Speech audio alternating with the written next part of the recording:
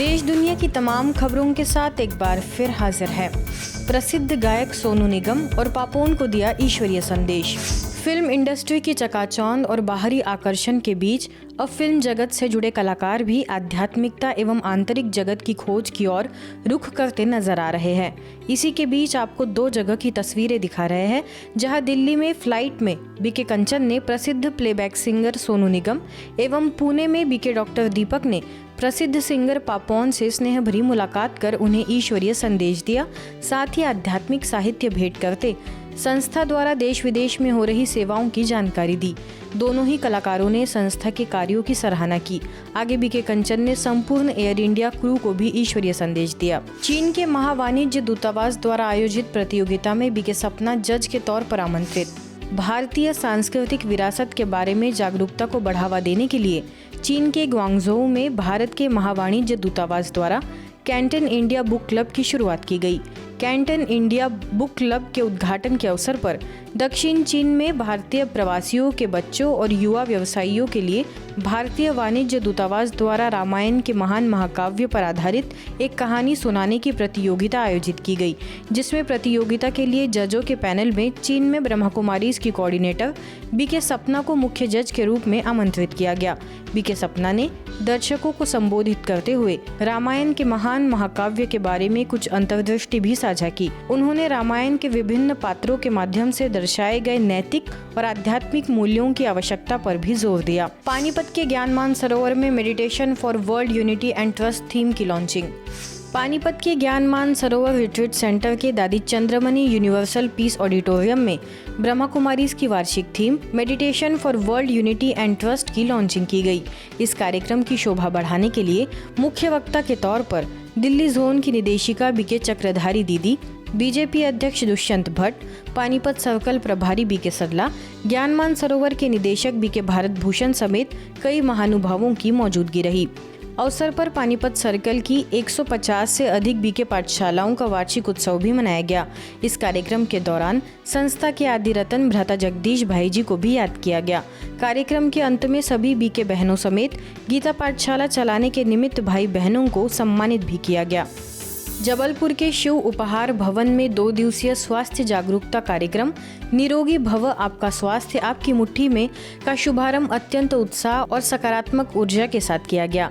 इस कार्यक्रम का उद्देश्य आम जन को स्वास्थ्य के प्रति सजग करते हुए उन्हें जीवन शैली जनित रोगों से बचने के प्राकृतिक और सरल उपायों की जानकारी देना रहा।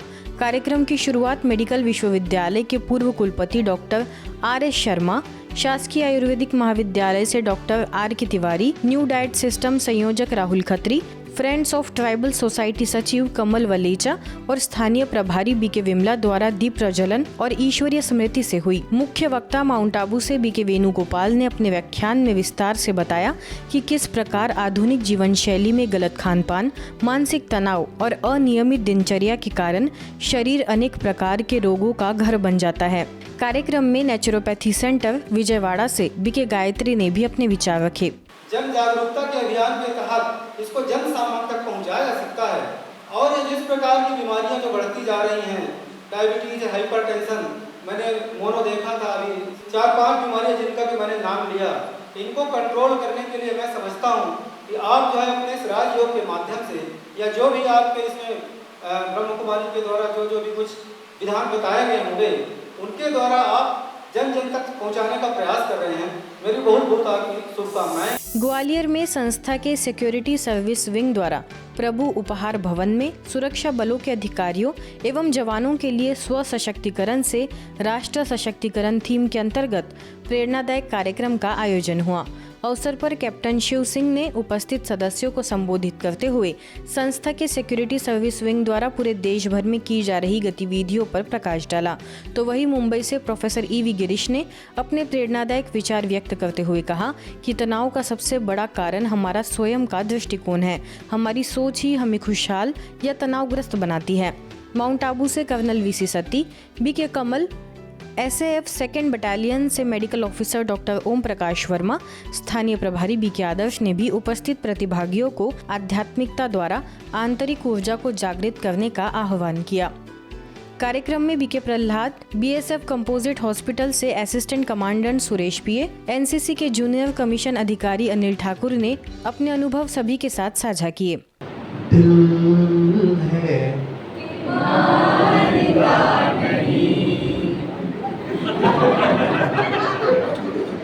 अरे हाथ और पैर तो मानता है, लेकिन दिल क्यों?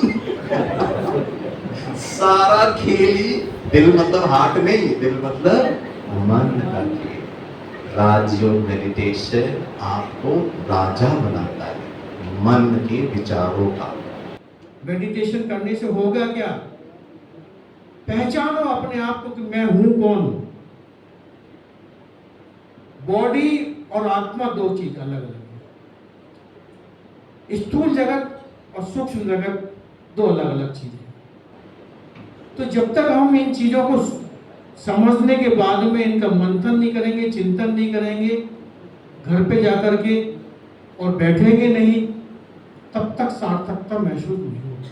बार बार मैं यही चीज कह रहा हूँ कि आप बहुत अच्छी संस्था है, इतनी संस्था में आप आए हैं और आपने इतनी अच्छी चीजें सीखी हैं, लेकिन मेरा आपसे करवत्य निवेदन है, कुछ क्षण कुछ पल घर पे जाकर निकालें उसके लिए। हमें बहुत ही सुंदर सुंदर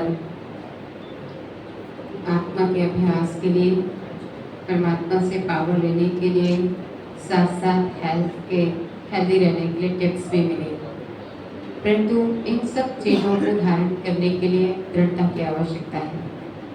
जहाँ दृढ़ता है वहाँ सफलता है। जैसे आप छत्तीसगढ़ दुर्ग के आनंद सरोवर बघेरा में समर कैंप का आयोजन किया गया। कैंप में बतौर मुख्य अतिथि पूर्व आईएमए अध्यक्ष डॉक्टर शरद पाटनकर ने उपस्थित होकर बच्चों को स्वास्थ्य संबंधित बातें समझाई तथा अपनी शुभ प्रेरणाएं भी बच्चों को दी। स्थानीय प्रभारी बीके रीटा ने बच्चों को कहा कि दुआओं में इतनी शक्ति है जो पहाड़ को भी राई बना देती है, इसीलिए हर एक को हर बात के लिए थैंक्स दे तो आपका दुआओं का खाता बढ़ता जाएगा। इसी कड़ी में बीके खुशी ने सफलता के सूत्र विषय पर संबोधित करते हुए आत्मविश्वास बढ़ाने की बात कही। समर कैंप में सभी स्कूली बच्चों ने खूब मौज मस्ती कर क्लासेस और एक्सरसाइज भी की। बच्चों को उत्साहवर्धक एवं मोटिवेशनल कहानियां सुनाकर नैतिक मूल्यों मोरल वैल्यूज की जानकारी दी गई। बच्चों को राजयोग का अभ्यास भी कराया गया। तो आप लोगों को पिछले 5 दिनों से ब्रह्मा कुमारियों ने बहुत कुछ दिया है और अभी जो बच्चे सर्टिफिकेट लेने आ रहे थे तो कई बच्चों ने थैंक यू बोला, कुछ ने नहीं बोला।